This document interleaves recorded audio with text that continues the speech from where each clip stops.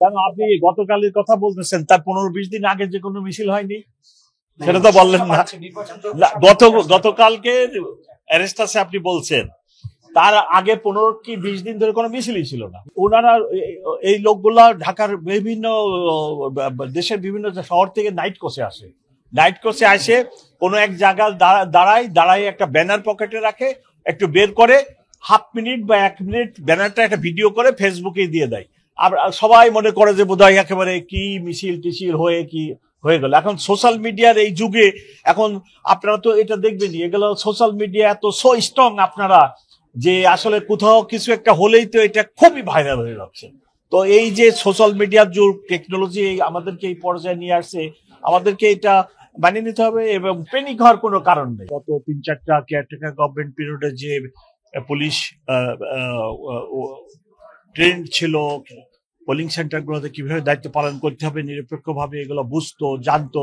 কিন্তু গত 17 বছরে তো ম্যাসিভ চেঞ্জ, এবং 2 লক্ষ পুলিশের মধ্যে তো অর্ধেক রিক্রুটমেন্ট হয়েছে এই সময়গুলোতে।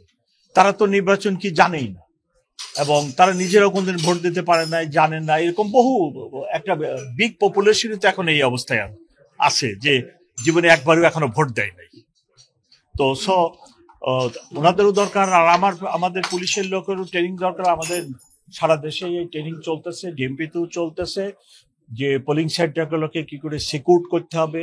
ইভেন শুধু ট্রেনিং না, আমি সকল সময় সব প্রোগ্রামে সব জায়গায় আমার অফিসারদের বলতেছি 100% নিরপেক্ষতা বজায় রাখতে। ইভেন আমি আমার নিজের উদাহরণ দিয়ে বলছি যে আমাকে কেউ যদি বলে যে আমি কোনো দলের প্রতি বিন্দু মাত্র ইনক্লাইন্ড, দুর্বলতা আছে, আইনটি যায় কারণ না নির্বাচন নিরপেক্ষ এবং নিউট্রাল দীর্ঘদিন প্রতিদিন দেখেন আমার মিডিয়া সেন্টার থেকে আমরা ব্রিফিং দিচ্ছি অলমোস্ট এভরিডে।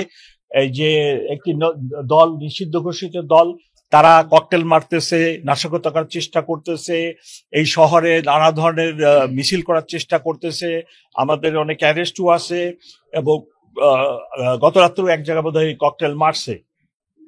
তা আমরা সর্বাধিক দিয়ে সব সময় ভিজিলেন্ট আছি শহরে, যাতে কোনো নাশকতামূলক কর্মকাণ্ড না হয়। এবং আমি আশা করি যে দেশ নির্বাচনমুখী হয়ে গেছে, এবং আগামী মাসে নভেম্বরে দেখবেন যে আরো নির্বাচনমুখী হয়ে গেছে। জনগণ নির্বাচনের জন্য মুখিয়ে আছে। তারা একটা সুন্দর নির্বাচনে সবাই ভোট দিতে চায়। ইভেন যার বয়স 35 আর ক্লোজ টু 40, ইভেন সেই লোকটাও ভোট কি জিনিস এদেশে জানে না। তীব্র দুঃখের বিষয়। এবং আমরা চেষ্টা করতেছি একটা নিরপেক্ষ সুন্দর নির্বাচন হবে। আপনারা দেখবেন এট দি এন্ড অফ নভেম্বর একটা চমৎকার নির্বাচনী পরিবেশ।